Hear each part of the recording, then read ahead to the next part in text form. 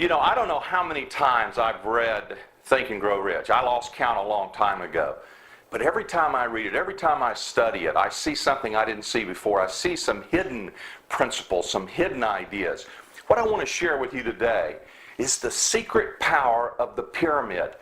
Now, I'm not talking about some mystical kind of pyramid power, like I'm not suggesting you go sleep in a pyramid or put a bunch of pyramids around your house or anything like that. No, these are a pyramid of some principles that will create incredible power. You know, the first chapter in Think and Grow Rich, after the introduction, is the very first principle. And it's the principle that Napoleon Hill calls desire. That's chapter 2, Think and Grow Rich. Now, he talks about desire and how important it is. In fact, he says desire is the beginning of all achievement. Desire is the beginning of all achievement. Now, he says, and he makes this reference countless times throughout the book, he defines it and describes it as a white-hot desire.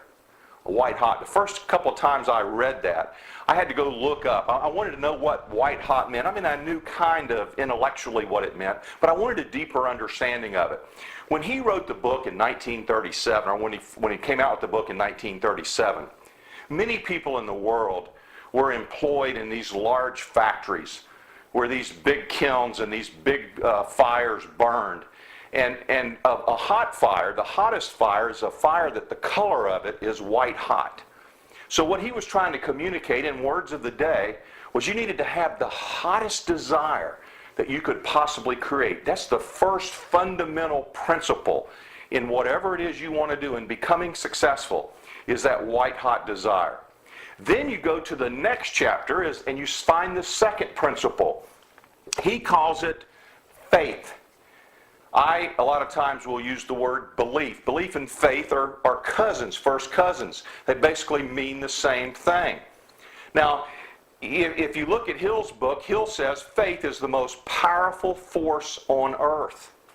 And you find references to that throughout all of the ancient wisdom. You know, if you read the Christian Bible, there's a passage in there about the faith just the size of a mustard seed, which is one of the smallest seeds. Faith the size of a mustard seed is enough to move mountains.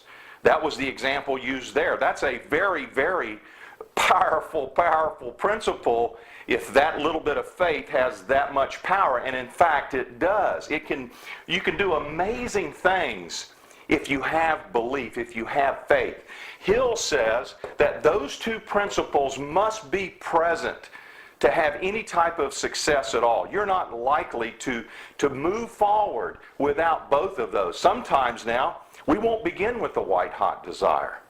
There's been many times when I started things that I had a desire, but it wasn't necessarily white-hot. I'm going to show you in a minute how you take a normal desire and you turn it into a white-hot desire. So we've got our desire. We begin to work on our faith and our belief, and we must do that before we can go to principle number 3, which is the principle of action. Now, Hill calls it decision. That's the name of the chapter, decision. You must have faith before you act. In fact, James Allen, who wrote As a Man Thinketh, says, belief precedes all action. You're not likely to take action if you have no belief, no faith. You're not likely to make the decision if you have no belief, you have no faith. So that's why these follow in the order that they do, not just in Hill's book, but in the order of principles. When we go after something, this is how we must develop it. If you start trying to take action before desire, before faith are there, then you're not going to act very long. In fact, your actions will be very weak. That you won't have a full commitment. You won't have that decision that Hill talks about having. So you start with the white-hot desire, you create a strong faith and belief, you then begin to take action. And what happens then is the action feeds the desire.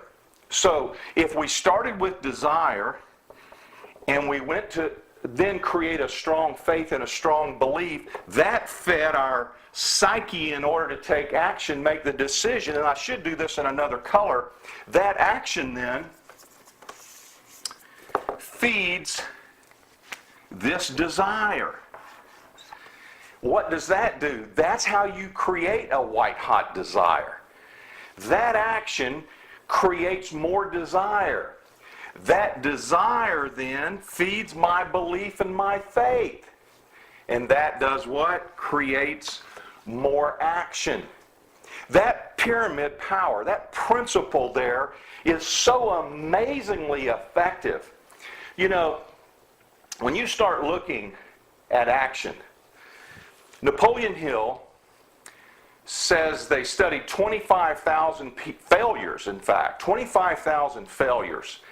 And he says at the top of the list, the reasons for failure was a lack of decision, a lack of action. That's how important that is. But to get there, to do that, you got to start with this. So if you've got some idea or you've got something that you know needs to be done and you're just sitting there in the days, and this is not a time when you want to be frozen with any kind of fear or inertia or inaction.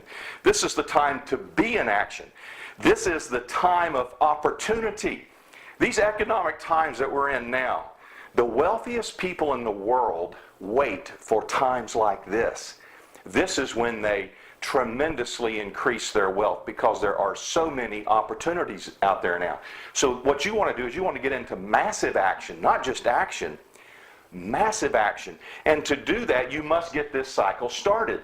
Now, I'll tell you that once you get to this point, you can fool yourself. You can trick yourself. Because what's important, remember this principle. You might have learned this principle in science class. It's Newton's law of motion.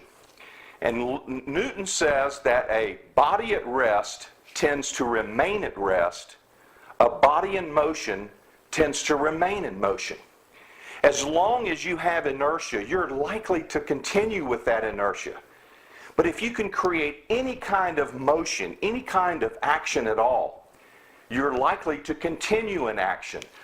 So what I do is trick myself into getting into some kind of action. When I have a desire, I've created some faith. Now I say, what can I do? What kind of action can I take? And even if it's a small step, I go back to that principle of Newton. A body in motion tends to remain in motion. So what I want to do is do anything toward my goal that will get me in motion, that will cause me to begin moving toward it. By doing that, I feed that desire, which feeds that faith, creates more action, creates more desire. Now, you're looking at this and you're going, that's pretty simple, Vic. You probably already knew this, right? That's true. I was walking the other day with my neighbor, and we have some great walks in the afternoon, and we cover a lot of ground. We cover a lot of different subjects. And as we were winding up one day, we were talking about something similar to this. And, his comment was, we all know what to do. And that's true, we do. Most of us know what we need to do. It's doing it. And that's the question we ask ourselves is, why can't I do what I know I need to do? These principles are simple. We've probably learned them many, many, many times. Why can't we just exercise these simple principles? Well, there are many reasons for that. Sometimes it's a self-esteem issue. Sometimes we have this sense of unworthiness of being successful. We don't believe that we deserve success. And that's going to affect all of these elements. It's certainly going to affect our faith and belief. It's going to affect the action that we take. When we conquer the way that we process failure, it'll be very easy to do the principles. When we grow that self-esteem, it'll be very easy to do the principles.